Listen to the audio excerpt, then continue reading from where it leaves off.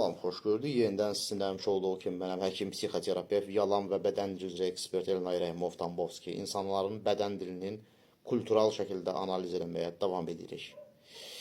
Bax, biz bildiyimiz təsdiq işarəsi var bədən dili ilə. Yəni, biz razılıq verəndə başımızı yelləyirik.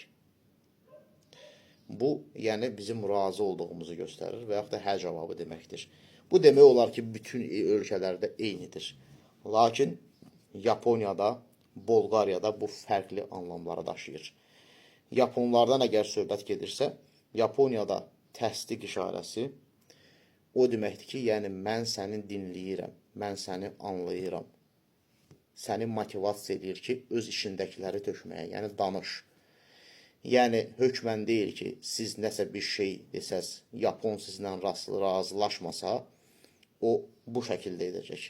O yenə də təsdiq işarəsi verəcək. Amma bu, Yapon kulturasında o anlama gəlir ki, mən səni dinləyirəm və anlayıram, lakin bu o demək deyil ki, hər zaman mən səndən razıyam və yaxud da bu o demək deyil ki, mən səninlə razıyam.